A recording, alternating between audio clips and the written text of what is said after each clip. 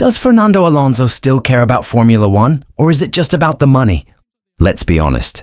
When a 43-year-old Fernando Alonso steps into a Formula One car for his 22nd season, the question isn't just why he's still racing, it's what is keeping him here. Is it the same fire that made him the youngest double world champion in history back in 2005 and 2006? Or is it something a little more bankable? Because the truth is, while Alonso is still delivering PR perfect lines about passion and competitiveness, we're now in a weird middle ground where every overtake looks like a battle against time itself, and every podium absence begs the question, is he chasing victory or just chasing checks? Welcome to F1 Dramas, the channel where we ask the uncomfortable questions. Subscribe now, because this one gets messy. The long game. Fernando Alonso's F. One journey has spanned Minardi to McLaren, Renault to Ferrari, Alpine to Aston Martin. He's raced under multiple engine eras, survived countless political implosions, and returned after walking away twice. At 43, he's broken every record for career longevity, and likely made more money than the GDP of some small nations. So why is he still here? If you ask Alonso, the answer is simple. I am a competitor. I always like to win, he told Brute Media in 2024. I don't like to lose at anything. Passion, pride, pure racer DNA. That's what the fanboys want to hear. But there's a darker interpretation bubbling under the surface. Because for all that competitive drive, Alonso hasn't won a race since 2013. Hasn't been on pole since 2012. And his return to F1 in 2021 hasn't exactly rewritten history, despite a few headline-grabbing drives and a very green Aston Martin. So is he still chasing that elusive third title?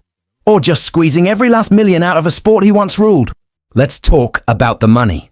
Let's not pretend Alonso is hurting. According to multiple estimates, including Racing News 365, Alonso's net worth is north of $260 million. In 2024, he was one of the top 3 highest-paid drivers on the grid, earning between $20 and $25 million a year at Aston Martin before bonuses, not counting personal sponsors, media appearances, and his own fashion brand.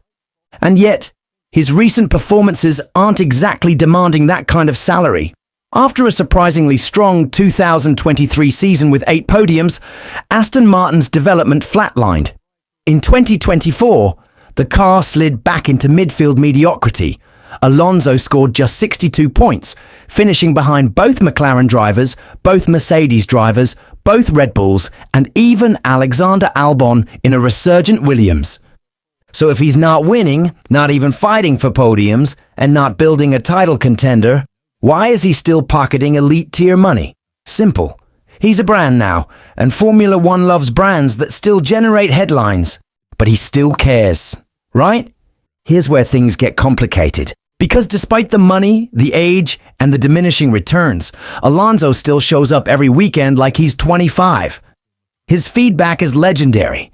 His race starts are still clinical. And in tricky conditions, wet Monaco, windy Silverstone, he's still outperforming drivers half his age. In multiple interviews, including a 2025 sit-down with F1 oversteer, Alonso doubled down on his motivation. I will race in 2025 and 2026. Then I will see how I feel. It depends on my motivation. That word again, motivation. He's also expressed genuine excitement about working with Newey, who joins Aston Martin in 2025. Alonso sees Newey's arrival as a turning point. We'll be fighting again, he told Motorsport Week. That doesn't sound like a man ready to cash out and disappear. And to be fair, this isn't a Kimi Räikkönen situation where the driver's clearly mentally checked out. Alonso is still doing the sim sessions, still hammering out feedback until midnight, still fuming when a pit stop ruins his strategy. The ego factor.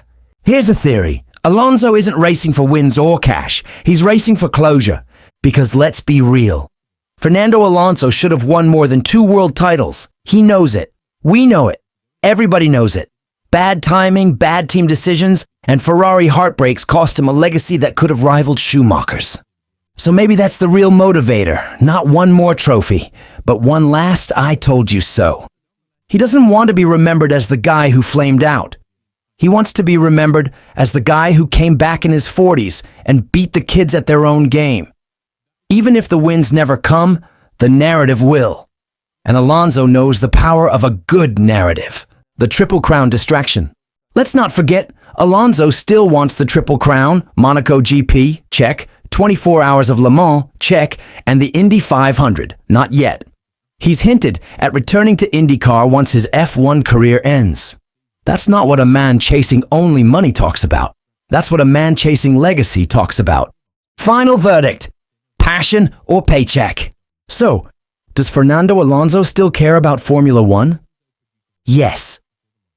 But it's not the same fire that drove him in 2005. It's something deeper now. It's pride, legacy, ego. It's not about being the fastest over one lap anymore. It's about proving that he still belongs in a world where everyone thinks his time is up. He doesn't need the money, but he needs the fight. And until Aston Martin hands him a car that can't even make Q2, Fernando Alonso will keep showing up, suiting up and stirring up the paddock. Because for better or worse, he's not here to fade quietly. He's here to matter. Thanks for watching F1 Dramas. Subscribe for more chaos, controversy and uncomfortable truths.